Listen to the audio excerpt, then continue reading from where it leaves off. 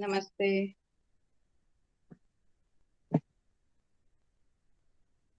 कल मैं भेज नहीं पाई आप लोगों को इलियट वाला ये स्लाइड्स। आज भेज दूंगी।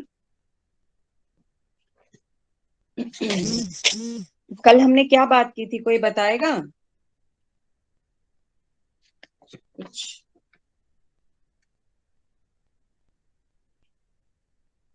कल हमने किस विषय पर बात की थी?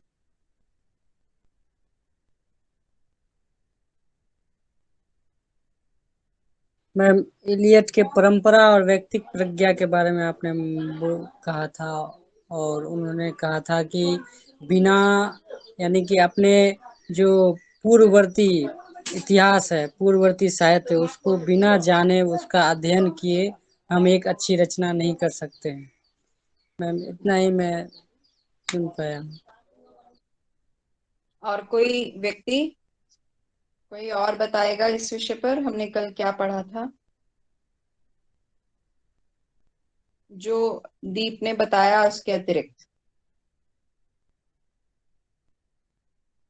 मैम, बताया था कि आपने कविता करने के लिए किन किन उन्होंने क्या प्रवणता दी है। पहला मस्तिष्क की प्रवणता बताया था, फिर शैली की प्रवणता, फिर भाषा की प्रवणता बताया था, और उसके बाद बताया था कि वस्तुनिष्ठ सहसंबंध सिद्धांत क्या होता है। जब जब कोई रचनाकार अपनी रचना करता है तो उसके अंदर एक खास किस्म की परिपक्वता और प्रवणता होनी चाहिए। मैम, जो दीप ने और ये मैंने जो बताया मैम, इतना बताया था आपने, और परंपरा के बारे में बताया था मैम। ठीक है। और कोई बताना चाहता है कुछ?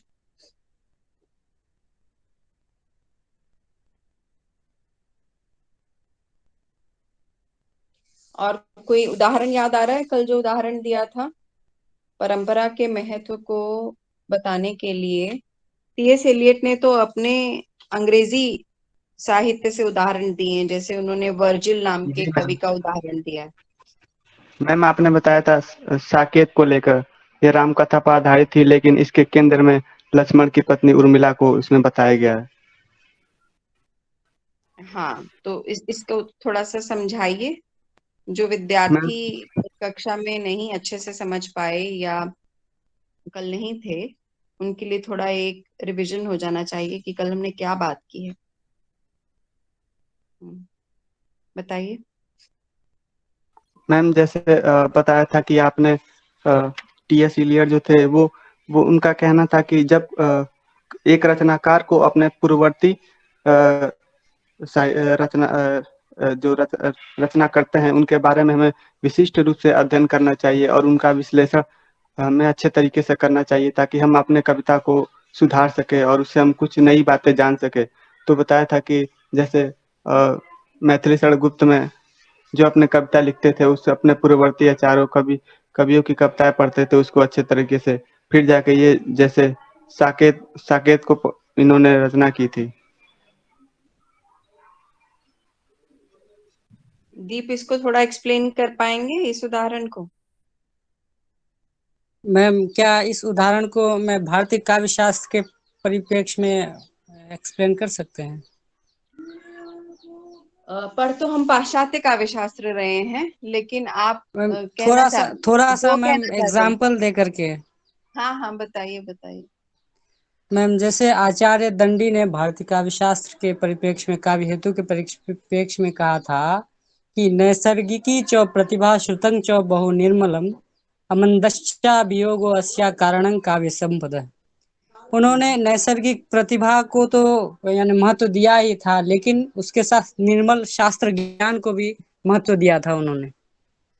तो उसी पर, इसी को मैं थोड़ा इसमें पाश्चात्य काव्य शास्त्र में टीएस इलियट ने कहा कि हमें अपने पूर्ववर्ती आचार्यों, कवियों और जो हमारे परंपरा में जो हमारे जो के धर्म ग्रंथ चले आ रहे हैं, अच्छी किताबें आ रही हैं, तो उनकी रचनाओं के बारे में हमें अच्छे से अध्ययन करना चाहिए, उनका विश्लेषण करना चाहिए अच्छे से। तो उन्होंने कहा कि अगर हम अच्छे से अध्ययन करते हैं, विश्लेषण करते हैं, उसका चिंतन मनन करते हैं, तो कुछ ना कुछ हम उससे अपने आप में कुछ उसके बारे में सोच करके आत्मसात करते हैं कि हाँ क्या, यानी हम विवेकशील बनते हैं उसको समझ के। तब ही अगर हम अपने विचारों को व्यक्त करना चाहते हैं, अभिव्यक्त करना चाहते हैं, तो हम उसको एक नए तरीके से करते हैं, उसमें कुछ नया जोड़ देते हैं ताकि वो रचना कालजयी रचना बन सके। जैसे आपने एक उदाहरण दिया था मैथिली शरण गुप्त की जो साकेत महाकाव्य है, तो उनके बारे में आपने कहा था उन्होंने साकेत की रचना तभी कर पाया उन्होंने, जब उन्होंने महर्षि वाल्मीकि के रामायण का अध्ययन किया, चिंतन किया, मनन किया, उसके बाद रामचरितमानस का उन्होंने अध्ययन किया, तभी उन्होंने अच्छे से साकेत महाकाव्य के बारे में लिखा।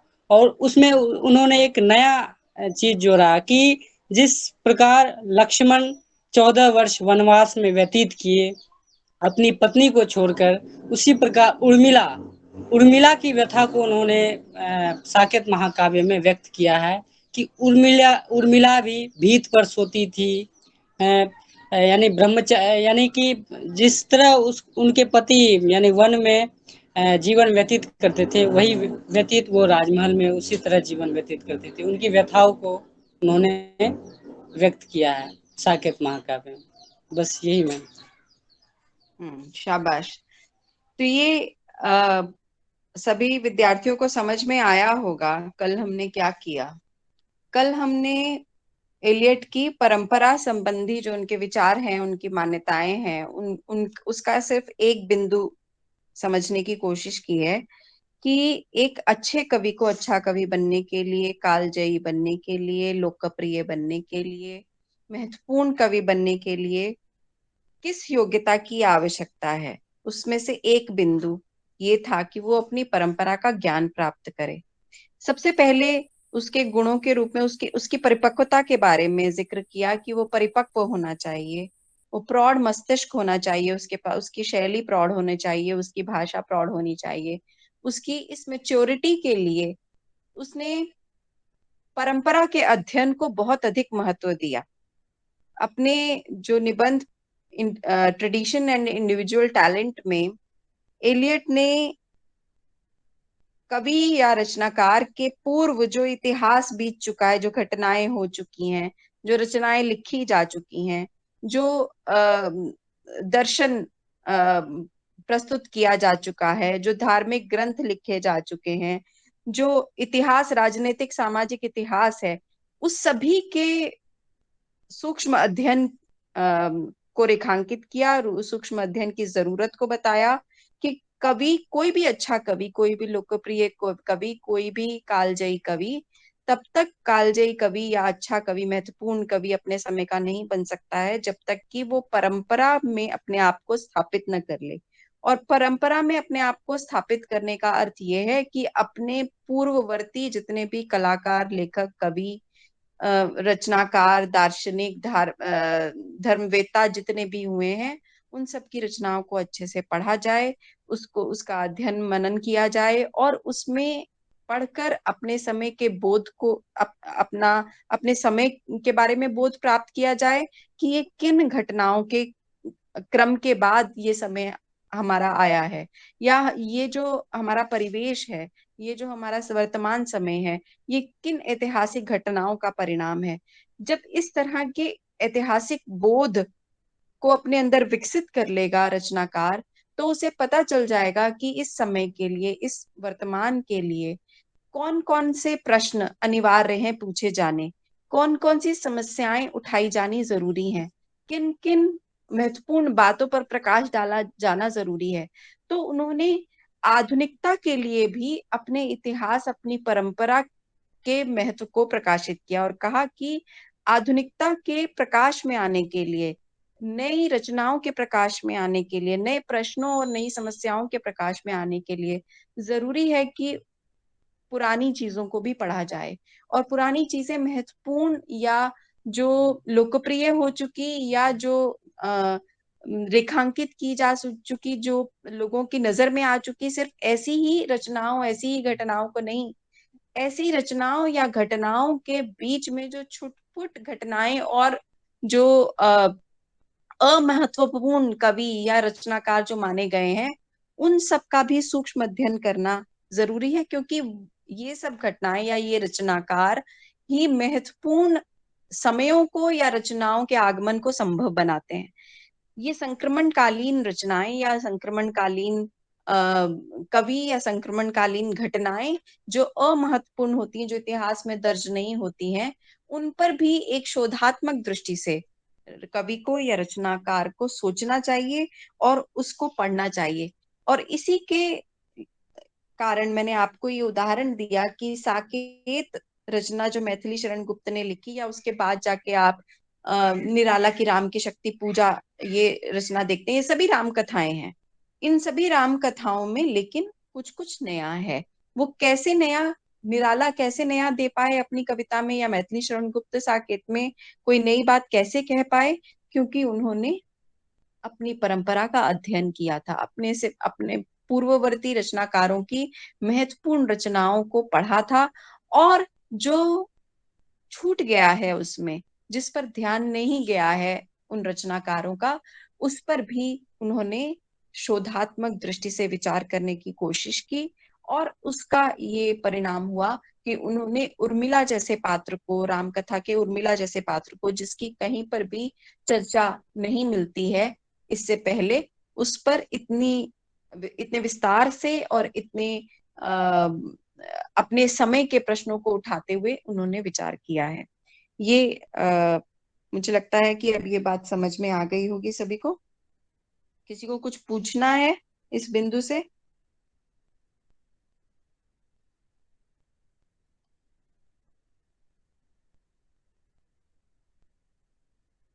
No ma'am. समझ गए? तो अगले बिंदु पर हम चलते हैं। आपको सभी को स्लाइड्स दिख रही हैं? Yes ma'am. Yes ma'am. अब दूसरी बात जो उन्होंने महत्वपूर्ण कही, ये पूर्ववर्ती और समवर्ती लेखकों को समान महत्व देते हुए पढ़ने के अलावा, परंपरा के ज्ञान के अलावा, उन्होंने कहा कि इतिहास बोध होना चाहिए एक कवि या रचनाकार के अंदर। इस इतिहास बोध का अर्थ क्या है, ये उन्होंने बताते हुए परंपरा को भी परिभाषित करने की कोशिश की है। तो उन्होंने कहा कि एक कवि या रचनाकार के अंदर इतिहास बोध होना चाहिए, और ये इतिहास बोध कैसे आता है? ये इतिहास बोध केवल इनहेरिट नहीं करता है कोई रचनाकार, इतिहास बोध को या परंपरा को केवल इनहेरिट नहीं करता है, मतलब उसको विरासत में जन्मजात नहीं वो आता है, उसके लिए प्रयास करना पड़ता है, उसके लिए श्रम करना पड़ता है। किसी भी रचनाकार को श्रम करना उसे उसके लिए जरूरी है। और वो श्रम किस दिशा में करे? वो इतिहास को उसकी वर्तमानता में पढ़े, यानी कि इतिहास को तो पढ़े, लेकिन ये देखे कि ऐसी ये जो इतिहास है वो किन परिणामों में परिणत हुआ है हमारे वर्तमान के रूप में। जैसे अभी कहा कि ये जो वर्तमान है, हमारा वर्तमान परिवेश है, ये किन ऐतिहासिक घटनाओं का परिणाम है, उसको पढ़े। और वर्तमान को वो उसके ऐतिहासिक परिप्रेक्ष्य में पढ़े कि ये जो वर्तमान है वो आ, किन ऐतिहासिक घटनाओं का परिणाम है। और अगर मान लीजिए कि ये घटनाएं तब्दील होकर हमारे सामने आई होती है, ये जो वर्तमान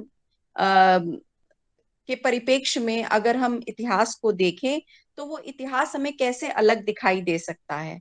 तो वर्तमान के प्रकाश में इतिहास को पढ़ना और इतिहास के प्रकाश में वर्तमान को पढ़ना, ये दोनों ही अच्छे रचनाकार के लिए जरूरी है। अब इसका फिर से वही उदाहरण ले लेते हैं हम लोग कि जो इतिहास के जो महत्वपूर्ण गुण है, आपने पढ़ा होगा पुनर्जागरण में, जितनी भी देशभक्ति की भावना या राष्ट्रभक्ति की भावना से संबंधित जितनी भी रचनाएं हुई हैं आधुनिक काल में, हिंदी साहित्य के आधुनिक काल में, वो सभी रचनाएं या पुराने किसी देशभक्त व्यक्ति या किसी ऐतिहासिक वीर व्यक्ति के चरित्र पर आधारित हम देखते हैं कि बहुत सारी रचनाएं हुई। तो हम इसको कहते हैं कि पुराने जो हमारे ऐतिहासिक पात्र थे, ऐतिहासिक चरित्र थे, उनको फिर से व्याख्यायित करने की कोशिश करता है कवि यहाँ पर, या लेखक करता है। जैसे स्कंदगुप्त पर, चंद्रगुप्त पर प्रसाद नाटक लिखते हैं। ये तो हुआ ऐतिहासिक घटनाओं को या ऐतिहासिक चरित्रों को पुनः व्याख्यायित करना, फिर से लेकर आना, या ध्रुव स्वामिनी जैसे चरित्र को पुनः व्याख्यायित करना। लेकिन जो ये करते किस कारण से हैं? क्योंकि अभी वर्तमान में उन गुणों की वास्तविकता में जरूरत है। जैसे स्वतंत्रता आंदोलन चल रहा है तो उस समय ऐसी वीरता, ऐसा शौर्य जगाने की जरूरत है। जैसे कि झांसी की रानी में थी, तो सुभद्रा कुमारी चौहान झांसी की रानी के चरित्र को फिर से उसकी व्याख्या करती हैं, फिर से उनको लेकर आती हैं।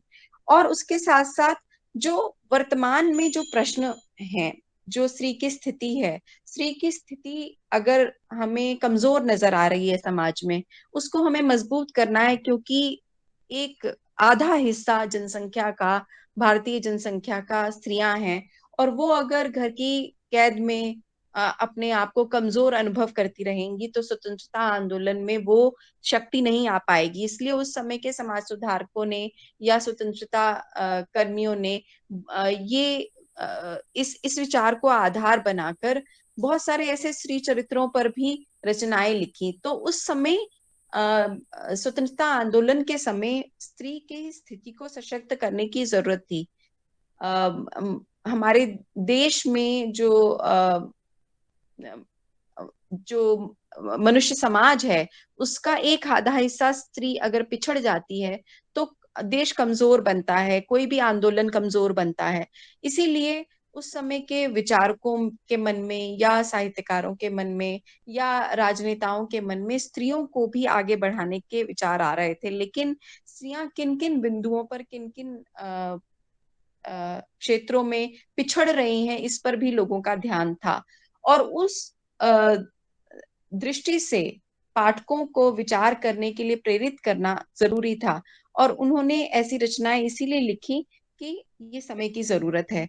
तो वर्तमान के प्रश्नों को ऐतिहासिक परिप्रेक्ष्य के साथ जोड़कर जब उभारते हैं तो वो वर्तमान भी सुंदर बनके, वर्तमान भी ज्यादा कन्विंसिंग, ज्यादा एक तरह का उसके अंदर प्रामाणिकता आ जाती है। और इतिहास भी नए प्रकाश में चमक उठता है। तो इतिहास को विकसित करता है वर्तमान, और वर्तमान को विकसित करता है इतिहास, ऐसा उनका कहना था। तो उन्होंने परंपरा को कहा कि ये सिर्फ अनुकरण नहीं है। हमने सुभद्रा कुमारी चौहान ने सोचा कि झांसी की रानी बहुत अच्छा एक स्त्री चरित्र हुई है, वो उदाहरण बन सकती है लोगों के सामने।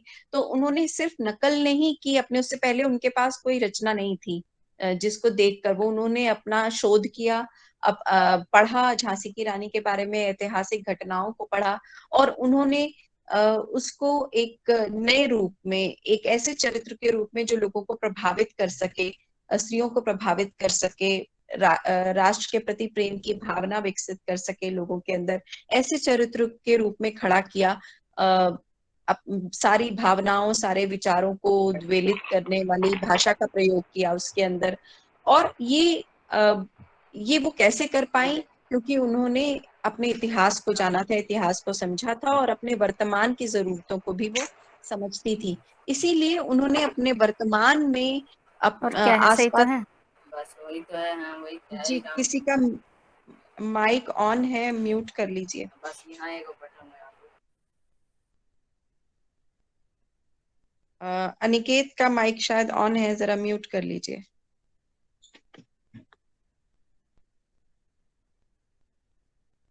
तो ये जो वर्तमान कैसे इतिहास को नए प्रकाश में दिखा सकता है, फिर से लोगों के अंदर प्रेरणा पैदा कर सकता है, या इतिहास की घटनाओं के बरक्स वर्तमान के प्रश्नों को रखकर कैसे वर्तमान को महत्वपूर्ण या प्रामाणिक बताया जा सकता है, प्रश्नों को प्रामाणिक बताया जा सकता है, ये उन्होंने कहा कि ये जरूरी है किसी भी रचनाकार के लिए, किसी भी कवि के लिए, किसी भी लेखक के लिए जानना। और उन्होंने इसी के लिए कहा कि परंपरा को पढ़ने या इतिहास को पढ़ने या अपने से पूर्ववर्ती रचनाओं के बारे में जानने का मतलब उनको कॉपी करना नहीं है। उनका उसका एक उन्होंने एक जो सेंटेंस लिखा, इमिटेशन नहीं है सिर्फ, अनुकरण का सिद्धांत जो अरस्तु ने दिया था कि वो अनुकरण के माध्यम से प्रकृति का अनुकरण किया जाता है, तो उन्होंने कहा कि जब मैं ये कह रहा हूं कि अपने से पहले पूर्ववर्ती रचनाओं को या लेखकों को पढ़ा जाए, तो उसका मतलब केवल अनुकरण नहीं है, इमिटेशन नहीं है, बल्कि उससे प्रेरित होकर अपने समय को नई रोशनी में देखना है। Tradition can not be inherited, it can only B obtain bye hard labour. उन्होंने कहा कि बहुत श्रम के साथ अर्जित किया जा सकता है ये ट्रेडिशन, और ये कौन व्यक्ति कर पाता है इस ट्रेडिशन को या परंपरा को, कौन ग्रहण कर पाता है, कौन आत्मसात कर पाता है?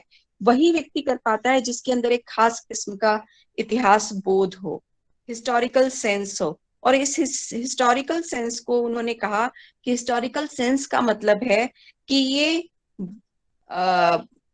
पास्ट की, यानी कि इतिहास की, विगत की वर्तमानता और वर्तमान की ऐतिहासिकता का नाम है इतिहास बोध। इसको उन्होंने कहा कि वही व्यक्ति इतिहास बोध अपने अंदर विकसित कर पाता है जो इतिहास को बार बार पढ़ते हुए वर्तमान के परिप्रेक्ष्य में, वर्तमान के घटनाओं, वर्तमान के परिवेश को वो समझने की कोशिश करता है और वर्तमान के प्रश्नों को इतिहास में उनके उत्तर ढूंढने की कोशिश करता है। इसी अर्थ में एक उदाहरण और यशोधरा का भी दे सकते हैं हम, कि आप देखते हैं कि स्त्रियां घरों के चार दीवारी में बंद रहती थी। वो अपनी स्थिति या अपनी जो दुरावस्था के लिए, अपनी परेशानियों के लिए प्रश्न नहीं पूछ सकती थी, उनको प्रश्न पूछने के अधिकार नहीं थे। जो भी पुरुष समाज उनके साथ करे वो उनको केवल स्वीकार करना है, ऐसा समाज में उनके लिए एक मानदंड बना दिया गया था। तो मैथिली शरण गुप्त पहली बार यशोधरा में प्रश्न पूछना सिखाते हैं स्त्री को, और वो जब यशोधरा के माध्यम से ये प्रश्न पूछवाते हैं तो वर्तमान की सभी स्त्रियों के मन में ये साहस उत्पन्न होता है कि अगर ऐसी स्थिति हमारे साथ आए तो हम प्रश्न पूछ सकते हैं, हम अपनी स्थिति के बारे में, अपने अपने साथ हुए व्यवहार के बारे में, अपने परिवार से, अपने पति से, अपने समाज से प्रश्न पूछ सकते हैं। ये साहस भरने का काम ये रचना करती है अपने समय की स्त्रियों में। तो अगर वर्तमान के प्रश्नों को, वर्तमान की समस्याओं को कोई कवि या कोई रचनाकार ऐतिहासिक संदर्भों के साथ जोड़कर प्रकट करता है लोगों के सामने, तो एक खास किस्म की प्रामाणिकता, क्योंकि कोई भी नई बात लोगों को बहुत जल्दी पचती नहीं है, बहुत जल्दी पसंद नहीं आती है और बहुत जल्दी उसको स्वीकार्यता नहीं मिलती है, लेकिन जब उसको परंपरा के परिप्रेक्ष्य में या इतिहास के परिप्रेक्ष्य में उसके समकक्ष महत्वपूर्ण विचार की तरह प्रस्तुत किया जाता है, तो वो बहुत जल्दी लोगों के मन में बैठ जाती है, लोगों को स्वीकार्य हो जाती है, लोग उस पर ध्यान देने लगते हैं। तो इसलिए उन्होंने कहा कि pastness of the present and presentness of the past, यही इतिहास बोध का नाम है। जो व्यक्ति इतिहास को वर्तमान के परिप्रेक्ष्य में और वर्तमान को इतिहास के परिप्रेक्ष्य में, उसकी पृष्ठभूमि में समझना सीख जाता है, उसके अंदर एक ऐतिहासिक बोध पैदा हो जाता है, और वो ऐतिहासिक बोध परंपरा में अपना स्थान बनाने के लिए किसी भी रचनाकार के लिए बहुत जरूरी है। और इसी तरह से वो अच्छे विषयों का चयन कर पाता है, वो अच्छे पात्रों का चयन कर पाता है और अच्छी भाषा या शिल्प का चयन भी कर पाता है। वो परिपक्वता उसके अंदर तभी आती है जब वो सभी तरह से अपने आप को इक्विप कर लेता है, अपने आप को कुशल बना लेता है, सभी तरह के उसके पास पुरानी चीजों का ज्ञान भी है, पुराने पात्रों, चरित्रों और जो घटनाएं घटी हैं उसके शास्त्र में कहानी के बारे में, नाटक के बारे में क्या लिखा गया, क्या नियम दिए गए, इसका ज्ञान भी उसके पास होता है, और अपने वर्तमान की जरूरतों का ज्ञान भी उसके पास होता है। और उसकी अपनी प्रतिभा तो होती ही है, व्यक्तिगत प्रतिभा, जिसमें उसकी अपने विचार हो सकते हैं, कुछ नई सोच हो सकती है, और उसके पास अपनी अलग भाषा और शैली हो सकती है, जिसके माध्यम से वो परंपरा के अंदर अपने आप को स्थापित करने की कोशिश कर सकता है, जैसे कि हमने इन उदाहरणों के बारे में समझा है। और परंपरा के बारे में एलियट एक बात और कहते हैं कि परंपरा टाइमलेस होती है। टाइमलेस मतलब समय विहीन होती है, समय रहित होती है। परंपरा को कोई अगर कोई सोचे कि वो जो विगत है वही परंपरा है, और जो आज है वो आधुनिक है। और हम क्योंकि इस समय में रहते हैं, हमारे लिए हमारी आधुनिकता हमारे वर्तमान के परिप्रेक्ष्य में ही महत्वपूर्ण है, हमारे आज के प्रश्नों के लिए ही केवल महत्वपूर्ण है, और उसके लिए हमें इतिहास को पढ़ने की जरूरत नहीं है। तो ये गलत है, क्योंकि परंपरा जो हमारे अंदर विचार करने का तरीका है, हमारे अंदर बोध का जो आ, एक विधि है, बोध बोध की जो प्रक्रिया है हमारे अंदर, या सोचने की जो प्रक्रिया है हमारी, जो हमारी अभिव्यक्त करने की जो शैली और शिल्प होता है हमारा, वो भी हमें वास्तव में अपने विगत से ही प्राप्त होता है। भाषा तो आप लोगों ने पढ़ी ही है कि भाषा जो हम कहते हैं ये हमारी भाषा है, लेकिन ऐसा कुछ होता नहीं। कोई भी चीज इस दुनिया में नई नहीं है। सब लोग अपने पूर्ववर्ती लोगों को, पूर्वजों को ही पढ़कर गुनकर अपने बोध को विकसित करते हैं, अपनी समझ को विकसित करते हैं, ज्ञान प्राप्त करते हैं, और अपनी भाषा, अपनी अभिव्यक्ति के इस औजार को भी उसी के माध्यम से विकसित करते हैं। तो कोई ये सोचे कि परंपरा जो बीत गया वो बीत गया और वो पुराना हो गया और अब उसकी जरूरत नहीं है, या वो अब जीवित नहीं है, तो ऐसी बात नहीं है। परंपरा में जो कुछ घटनाएं घटी, जो चरित्र हुए, जो विचार पनपे, जो अ, भावनाओं के ग्रहण करने का तरीका था, वो आज भी हमारे पास है। हम अनुभवों को प्राप्त करने के तरीके हमारे कोई बहुत नए नहीं हैं। हम वैसे ही अनुभव करते हैं। जितनी भी भावनाएं, जितने भी आवेग हैं, हमारे जितने भी इमोशंस हैं, वो भी हम अपने पूर्वजों की तरह ही ग्रहण करते हैं। ये जैसे जैसे हम लोगों की उम्र बढ़ती चली जाती है, ये अनुभव और ज्यादा प्रगाढ़ होता जाता है हमारे अंदर, कि जो कुछ है, जो कुछ हम अनुभव कर रहे हैं, हमारे पूर्वज, हमारे माता पिता, हमारे दादा दादी, नाना नानी, सभी ने वो सब कुछ अनुभव किया है। और वही चीजें हम फिर से एक तरह से उन्हीं सब चीजों की पुनरावृत्ति हो रही है। कुछ एक चीजें अपने समय के बदलावों के कारण हम नहीं करते हैं। जैसे मान लीजिए कोई तकनीक में बदलाव आ गया, मान लीजिए कोई राजनीतिक घटना ही ऐसी घट गई जिसको इससे पहले कभी नहीं देखा गया था, या मान लीजिए कोई प्राकृतिक आपदा या घटना घट गई, जैसे मान लीजिए ये कोविड जैसी महामारी है। आप याद करेंगे कि जब कोविड महामारी की शुरुआत हुई, तो आप देखते थे कि टेलीविजन में या इधर उधर सब जगह पर चर्चा होती थी, इससे पहले महामारी कब आई, और उस महामारी में हमने कैसे निपटान किया उसका, कैसे हमने उस साहस से उस महामारी के सामने खड़े हुए, और फिर मानवता विजयी होकर उससे निकली। तो हम उससे साहस अर्जित करते थे।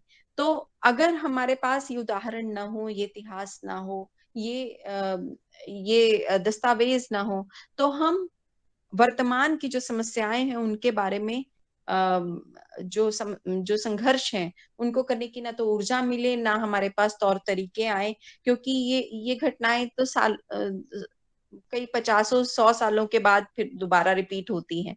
तो उन्होंने कहा कि परंपरा अब एक कॉन्टिन्यूअस प्रोसेस है, एक कॉन्टिन्यूअस प्रक्रिया है, एक निरंतर चलने वाली प्रक्रिया है ये, और ये टाइमलेस है, यानी कि वो समय से रहित है। कोई ये नहीं कह सकता कि जो मैथिली शरण गुप्त हैं वो परंपरा है।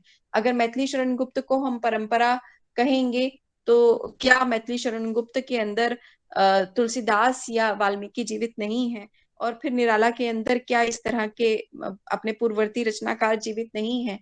तो अ, उनकी निरंतरता हम देख सकते हैं आगे आने वाली रचनाओं में। और इस तरह से ये सभी रचनाएं या ये सभी विचार या ये सभी भावनाएं, कभी कभी हम भारतेंदु की अंधेर नगरी पढ़ते हैं और हमें आज का समय, अपनी राजनीतिक परिस्थितियां नजर आने लगती हैं। जब वहां पर आप देखते हैं अंधेर नगरी, चौपट राजा, टके सिर भाजी, तो आप कभी किसी राजनेता का या किसी सरकार का जब इस तरह का अंधा निर्णय देखते हैं, तो आपको आपके मन में अनायास ही जागृत हो जाती हैं भारतेंदु की ये पंक्तियां। तो जो कुछ भी है वो हमेशा जीवित रहता है, रचना के रूप में हमेशा जीवित रहता है। और रचनाओं में जो भावनाएं, विचार अभिव्यक्त होते हैं, वो कालजयी तभी बन पाते हैं जब उनको इतिहास और वर्तमान दोनों को दृष्टि में रखकर अभिव्यक्त किया जाए। और फिर उन्होंने कहा कि परंपरा, ये परंपरा के बारे में कुछ एक शब्द देकर उन्होंने परंपरा की परिभाषा की है। और परंपरा के बारे में वो कहते हैं कि परंपरा टेम्पोरल होती है। टेम्पोरल का अर्थ है हिंदी में सार्वकालिक होती है, हमेशा रहती है, वो कभी भी समाप्त नहीं होती है। जो विगत है वो वर्तमान में जीवित है, और जो वर्तमान है वो विगत की घटनाओं का ही परिणाम है। और हम जो आगे जो हमारे आगे आने वाली पीढ़ियां हैं, वो इन सब चीजों को आत्मसात करके नई रचनाओं को और नई अभिव्यक्ति के तरीकों को सीखेगी। तो ये लगातार चलता जाता है, ये प्रभाव रचनाओं का, विषयों का, भाषा का, शिल्प का, मैनर का, या विचारों का, या इमोशंस, भावों को अभिव्यक्त करने के तरीके, अनुभव करने के तरीके, ये सभी चीजें जो हैं ये हमेशा जीवित रहती हैं और ये हमेशा चलती रहती हैं। ये सार्वकालिक है, परंपरा सार्वकालिक होती है। जो नहीं है वो परंपरा में जो शामिल नहीं हो पाया वो भी, और जो मतलब जो घोषित रूप से शामिल नहीं हो पाया, जो हमें दिखाई नहीं दिया इतिहास में दर्ज, वो भी, और जो दर्ज हो पाया वो भी, वो सब कुछ जीवित रहता है, सब कुछ विद्यमान रहता है। और एक रचनाकार का ये कर्तव्य है, एक अच्छे रचनाकार के लिए, एक अच्छे लेखक के लिए जरूरी है कि वो इन सभी चीजों को इस परिप्रेक्ष्य में देखने की कोशिश करे। रचनाओं को, पात्रों को, घटनाओं को, भावनाओं को, विचारों को, शिल्प को, भाषा को, सब इसी परिप्रेक्ष्य में देखने की कोशिश करे कि जो वर्तमान में है वो पहले क्या था वास्तव में, और अगर था तो किस रूप में था, और अभी का समय पुराने समय से कैसे अलग है। तो जब वो ऐसा करेगा तो ऐसी परंपरा का हिस्सा बन जाएगा जो सार्वकालिक होगी, जो टाइमलेस होगी, और जो कॉन्टिन्यूअस होगी, जो निरंतर है, जो समय रहित है, समय विहीन है, और जो सार्वकालिक है, हर समय में रहने वाली है। ये बात समझ में आई आप सभी को? Yes ma'am. तो आज के लिए इतना ही। फिर कल हम इस परंपरा के प्रकार्य और परंपरा की परिवर्तनशीलता पर बात करेंगे, और फिर ये हिस्सा इस टॉपिक का खत्म हो जाएगा। ठीक है, अटेंडेंस हो गई है।